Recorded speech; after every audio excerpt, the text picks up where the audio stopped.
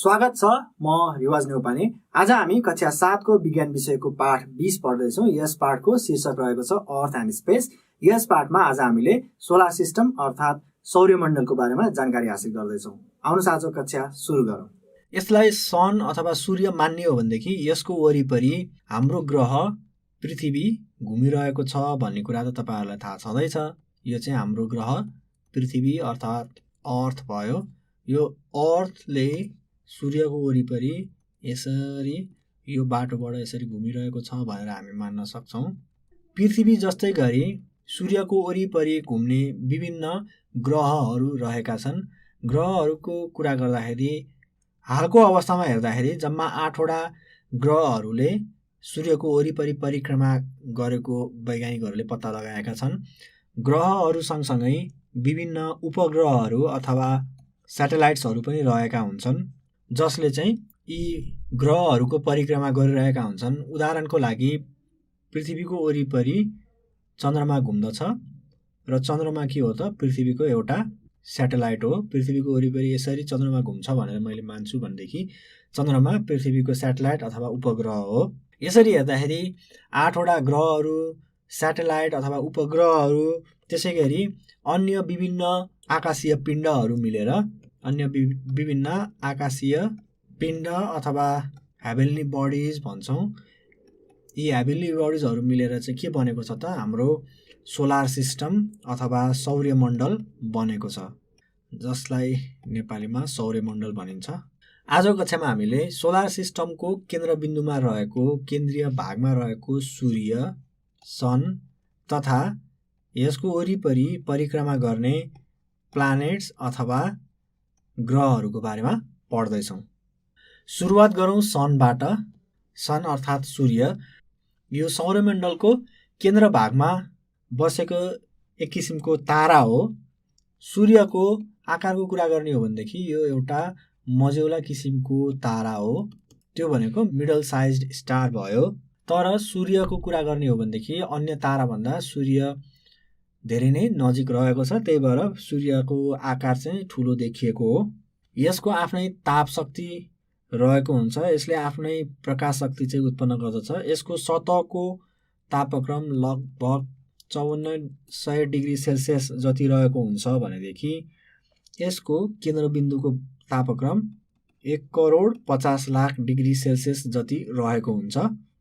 सूर्यको व्यासको कुरा गर्ने हो भनेदेखि व्यास अर्थात् डायमिटरको कुरा गर्ने हो भनेदेखि एक छेउबाट पल्लो छेउसम्मको यो दूरी निकाल्दाखेरि यसको व्यास लगभग 13,92,400 किलोमिटर रहेको छ। र त्यसै गरी पृथ्वीबाट अथवा अर्थबाट हामीले यसको दूरी नाप्ने हो भनेदेखि उक्त दूरी चाहिँ कति रहेको छ त करिब 1.5 × 10⁸ किलोमिटर रहेको छ। यो भनेको कति हो भन्नुहोस् त 1.5 सँग एक पछाडि 8 वटा अङ्क भएको नम्बरले गुणा गर्दाखेरि जति आउँछ त्यति नै किलोमिटर चाहिँ के हो त पृथ्वी र सूर्य बीचको दूरी हो। र सूर्य तथा अन्य कुनै ग्रह बीच यो चाहिँ पृथ्वी पनि हुन सक्यो अथवा अन्य कुनै ग्रह पनि हुन सक्यो अथवा अन्य कुनै सौर्यमण्डलमा अवस्थित आकाशीय पिण्ड पनि हुन सक्यो। त्यो दुईटा बीचको गुरुत्व बल अथवा ग्रेभिटेसनल फोर्सले गर्दाखेरि नै के हो त सोलर सिस्टम अथवा सौर्यमण्डलको अस्तित्व चाहिँ सम्भव भएको हो। यही ग्रेभिटेसनल फोर्सले गर्दाखेरि पृथ्वी लगायत अन्य ग्रहहरू चाहिँ सूर्यको वरिपरि यसरी घुमिरहेका हुन्छन्। अब कुरा गरौँ प्लानेट्स अथवा ग्रहहरूको बारेमा। सूर्यलाई आफ्नो केन्द्रबिन्दु बनाएर यसको वरिपरि परिक्रमा गर्ने आफ्नै प्रकाश शक्ति नभएका विभिन्न आकाशीय पिण्डहरूलाई चाहिँ हामी ग्रह भन्न सक्दछौँ। जम्माजम्मी वैज्ञानिकहरूको आधारमा 8 वटा ग्रह चाहिँ हाम्रो सोलर सिस्टममा अथवा सौर्यमण्डलमा रहेका छन्। त्यो मध्ये सबैभन्दा नजिकको ग्रह चाहिँ के हो त मर्करी हो।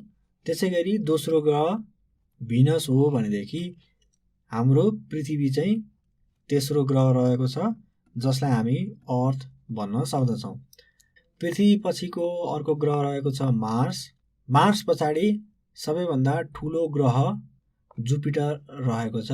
जुपिटर चाहिँ हाम्रो सौर्यमण्डलको सबैभन्दा ठुलो ग्रह हो। जुपिटर पछाडि अर्को ग्रह रहेको छ स्याटर्न। स्याटर्नको वरिपरि यस्तो किसिमको रिङहरू रहने गर्दछन् र स्याटर्न भनेको जुपिटर पछाडिको अर्को ठुलो ग्रह हो। त्यस पछाडि युरेनस र नेप्चुन गरी जम्मा 8वटा ग्रह चाहिँ हाम्रो सौर्यमण्डलमा रहेका छन्। अब यिनीहरूको नाम नेपालीमा के हो भन्ने तपाईँहरूलाई जिज्ञासा लागिरहेको छ भनेदेखि आउनुहोस् हामी यिनीहरूको नाम हामीले नेपालीमा के भन्छौँ भनेर एकचोटि सरसर्ती हेरौँ। मर्करी भनेको यसलाई हामी नेपालीमा बुध भन्दछौँ, भिनसलाई शुक्र, अर्थ भनेको त पृथ्वी भइहाल्यो हामी बस्ने ग्रह। त्यस पछाडि मार्स भनेको मङ्गल ग्रह जसको बारेमा तपाईँहरूले समाचारमा पनि सुन्नुभएको होला। त्यसै गरी अर्को ग्रह रहेको छ जुपिटर अथवा बृहस्पति, यो चाहिँ सबैभन्दा ठुलो ग्रह भयो भनेदेखि अर्को ठुलो ग्रह स्याटर्न जसलाई चाहिँ हामी शनि भन्दछौँ, यो ग्रह रहेको छ। त्यसै गरी युरेनसलाई हामी नेपालीमा अरुण भन्दछौँ भनेदेखि नेप्चुनलाई वरुण भन्दछौँ। अब आउनुहोस् यी ग्रहहरूको बारेमा एक एक गरी जानकारीहरू हासिल गरौँ। सूर्यको सबैभन्दा नजिक रहेको ग्रह चाहिँ के हो त बुध हो अथवा मर्करी हो। यो सूर्यको वरिपरि अरू ग्रह जसरी नै घुमिरहेको हुन्छ। त्यसै गरी यो सबैभन्दा सानो ग्रह पनि रहेको छ। हाम्रो सौर्यमण्डलको सबैभन्दा सानो ग्रह चाहिँ मर्करी नै हो। यसको व्यास भनेको डायमिटर करिब 4851.2 किलोमिटर जति रहेको छ र यसले आफ्नो एक्सिस अथवा अक्षमा घुम्नको लागि यसरी घुम्नको लागि करिब 59 दिन लगाउने गर्दछ भनेदेखि सूर्यलाई परिभ्रमण गर्नको लागि अथवा सूर्यलाई रिभल्भ गर्नको लागि यसलाई करिब 88 दिन लाग्दछ। यो चाहिँ के भयो त रोटेसनको टाइम भयो भनेदेखि यो चाहिँ रिभोल्युसनको टाइम भयो र यसमा चाहिँ कुनै पनि वायुमण्डल अथवा एटमोस्फियर रहेको छैन। त्यसै गरी यसको कुनै पनि स्याटेलाइट पनि रहेको छैन। त्यस पछाडि मर्करी पछाडि अर्को ग्रह भनेको भिनस हो। यो मर्करी पछाडि सूर्यसँग सबैभन्दा नजिकमा रहेको ग्रह हो, दोस्रो ग्रह। र अरू ग्रहले जस्तो यो ग्रहले पनि सूर्यको वरिपरि परिक्रमा गरिरहेको हुन्छ। यसको व्यास अथवा डायमिटर हेर्ने हो भनेदेखि करिब 12,035.2 किलोमिटर रहेको छ। त्यसै गरी यसले करिब 243 दिनमा चाहिँ आफ्नो एक्सिसमा अथवा आफ्नो अक्षमा घुम्दछ। त्यो भनेको रोटेसनको टाइम पिरियड भनेको चाहिँ 243 दिन रहेछ। त्यसै गरी यसलाई सूर्यको परिक्रमा गर्नको लागि लगभग 225 दिन लाग्दछ। यो भनेको चाहिँ रिभोल्युसनको टाइम पिरियड भयो र यसलाई सूर्योदय हुनुभन्दा अगाडि पूर्वी आकाशमा र त्यसै गरी र सूर्यास्तपछि पश्चिम आकाशमा देख्न सकिन्छ। र यो सूर्य र चन्द्रमा पछाडिको सबैभन्दा चम्किलो आकाशीय पिण्ड हो भनेदेखि यसको पनि कुनै स्याटेलाइट रहेको छैन, तर यसको चाहिँ बाक्लो एटमोस्फियर अथवा वायुमण्डल रहेको छ। पहिलो र दोस्रो ग्रह पछाडिको तेस्रो ग्रह भनेको तपाईँहरूलाई थाहा छँदैछ, भन्नुहोस् त कुन ग्रह हो? ठिक भन्नुभयो, तेस्रो ग्रह भनेको अर्थ अथवा पृथ्वी हो, जुन ग्रहमा हामी बस्दछौँ। सूर्यसँगको दूरीको आधारमा हेर्ने हो भनेदेखि पृथ्वीलाई सूर्यबाट तेस्रो स्थानमा हामी देख्न सक्दछौँ। र पृथ्वीको कुरा गर्ने भनेदेखि यसको व्यास अथवा डायमिटर करिब 12,672 किलोमिटर रहेको छ भनेदेखि यसलाई झन्डै 24 घन्टा चाहिँ आफ्नो अक्षमा घुम्नको लागि समय लाग्दछ। त्यो भनेको रोटेसनको टाइम पिरियड चाहिँ 24 घन्टा हुन्छ भनेदेखि हामीलाई थाहा छँदैछ रिभोल्युसनको टाइम पिरियड भनेको झन्डै 65 दिन रहेको छ। र सबैभन्दा महत्त्वपूर्ण कुरा पृथ्वीमा एटमोस्फियरदेखि लिएर अन्य कुराहरू चाहिँ सजीवहरू बाँच्नको लागि उपयुक्त वातावरण रहेको छ। पृथ्वी पछाडिको अर्को ग्रह रहेको छ मार्स अथवा मङ्गल। मङ्गल ग्रह पनि के गर्छ त सूर्य वरिपरि बुध शुक्र र पृथ्वी जसै गरी अथवा मर्करी भिनस र अर्थ जसै गरी यसरी सूर्य वरिपरि परिक्रमा गरिरहेको हुन्छ। यसलाई रातो ग्रह पनि भनिन्छ अथवा रेड प्लानेट पनि भन्ने गरिन्छ।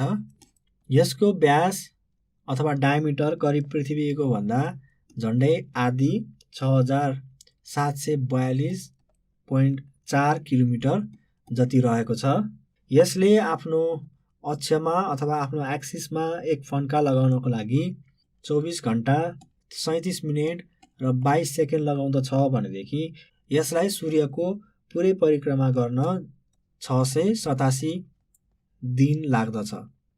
र मङ्गल ग्रह अथवा मार्स प्लानेट भनेको चाहिँ हाम्रो पृथ्वीमा रहेका वैज्ञानिकहरूको लागि चाहिँ एकदमै खोज तथा अनुसन्धानको विषय रहेको छ। यस ग्रहमा हालसालै नासाले क्युरियोसिटी नामक यान पनि पठाएको छ।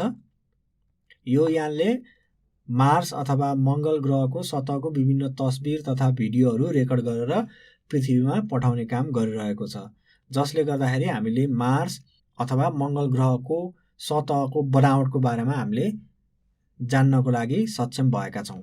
त्यसै गरी यहाँनिर हामीले हेर्ने हो भनेदेखि मार्सको जम्मा 2वटा स्याटेलाइटहरू रहेका छन् भनेदेखि पृथ्वीको तपाईँहरूले कुरा गर्नुहुन्छ भने तपाईँहरूलाई थाहा छँदैछ होला एउटा स्याटेलाइट अथवा एउटा उपग्रह रहेको छ जसलाई हामी मुन अथवा चन्द्रमा भनेर चिन्दछौँ।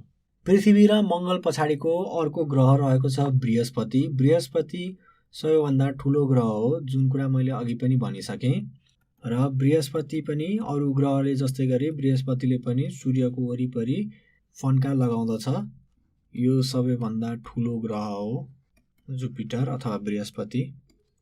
त्यसै गरी यसको व्यासको कुरा गर्नुहुन्छ भनेदेखि यसको व्यास लगभग 11,39,040 किलोमिटर रहेको छ र बृहस्पतिले करिब 10 घण्टाभित्र आफ्नो अक्षमा अथवा आफ्नो एक्सिसमा घुम्दछ। त्यो भनेको 10 घण्टा भनेको बृहस्पतिको लागि रोटेसनको टाइम पिरियड भयो।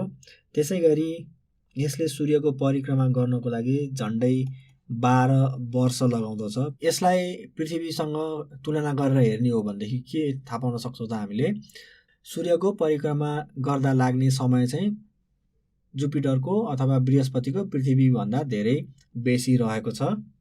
यसका 63वटा स्याटेलाइटहरू रहेका छन्। यसका 63वटा उपग्रहहरू रहेका छन् भनेदेखि यसको बाहिरी सतह चाहिँ बादलले छोपेको छ।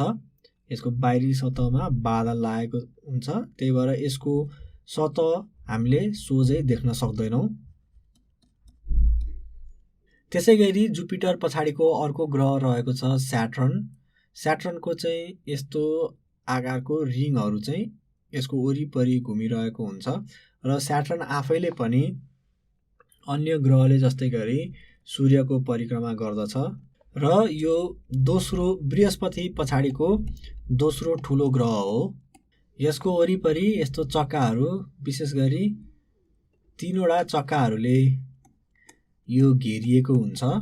यी चक्काहरू विशेष गरी बरफका टुक्राहरूले बनेका हुन्छन् र यसको डायमिटर अथवा व्यासको कुरा गर्ने हो भनेदेखि यसको व्यास झन्डै 1,15,811.2 किलोमिटर जति रहेको छ र यसले आफ्नो अक्षमा अथवा आफ्नो एक्सिसमा रोटेट गर्नको लागि आफ्नो एक्सिसमा एक फन्का लगाउनको लागि जम्मा 10 घण्टा 30 मिनेट लगाउँदछ भनेदेखि यसले करिब 29.5 अथवा 29.5 वर्ष लगाएर सूर्यको परिक्रमा गर्दछ। हेर्नुहोस् त कति धेरै समय लाग्ने रहेछ स्याटर्नलाई सूर्यको परिक्रमा गर्नको लागि।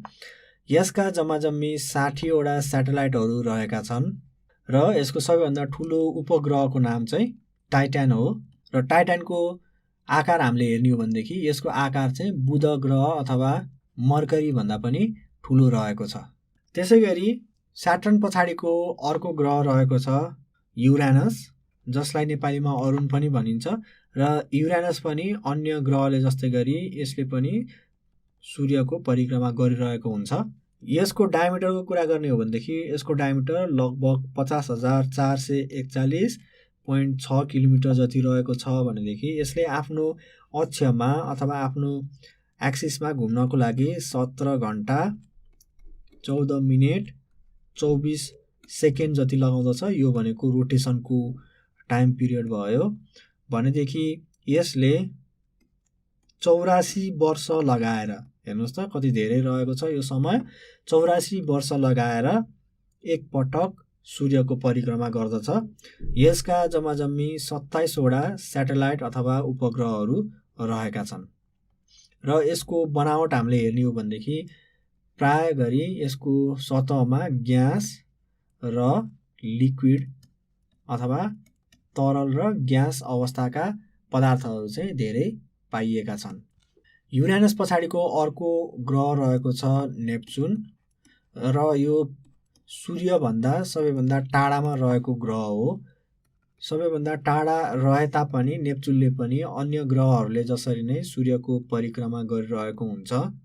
यसको व्यास अथवा डायमिटर करिब 48,972.8 किलोमिटर जति रहेको छ भनेदेखि यसले आफ्नो अक्ष अथवा आफ्नो एक्सिसमा एकचोटि घुम्नको लागि जम्मा 16 घण्टा 6 मिनेट र 36 सेकेन्ड अथवा 36 सेकेन्ड लगाउँछ भनेदेखि आफ्नो कक्षमा अथवा आफ्नो अर्बिटमा घुम्नको लागि लगभग 164 वर्ष लगाउँदछ। त्यो भनेको 164 वर्ष भनेको चाहिँ रिभोल्युसनको टाइम पिरियड भयो।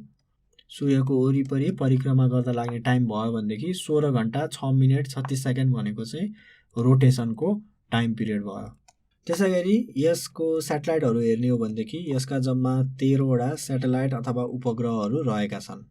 अब आजको कक्षामा हामीले के अध्ययन गऱ्यौँ भनेर सरसर्ती हेरौँ त। आजको कक्षामा हामीले सन अथवा सूर्य हाम्रो सोलर सिस्टममा अथवा सौर्यमण्डलमा सबैभन्दा बिचमा रहेको मझौला आकारको तारा हो भन्ने कुराको जानकारी हामीले हासिल गऱ्यौँ भनेदेखि सूर्यको वरिपरि घुम्ने 8 वटा ग्रह बुध, शुक्र, पृथ्वी, मङ्गल, बृहस्पति, शनि, अरुण, वरुण, त्यो भनेको मर्करी, भिनस, अर्थ, मार्स, जुपिटर, स्याटर्न, युरानस र नेप्चुन, यी 8 वटा ग्रहहरूको बारेमा पनि हामीले विस्तृतमा जानकारी हासिल गऱ्यौँ।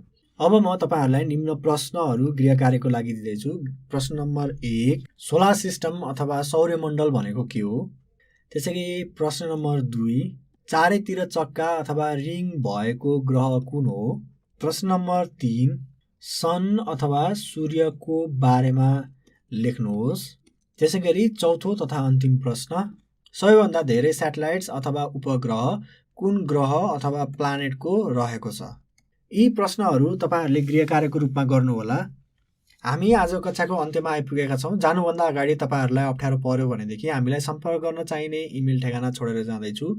हाम्रो इमेल ठेगाना रहेको छ learning@dearwork.edu.np। यस इमेल ठेगानामा तपाईहरुले आफूलाई लागेको जिज्ञासा साथसाथै हामीलाई सल्लाह सुझाव पनि पठाउन सक्नुहुनेछ। आजको कक्षा सकियो। धन्यवाद।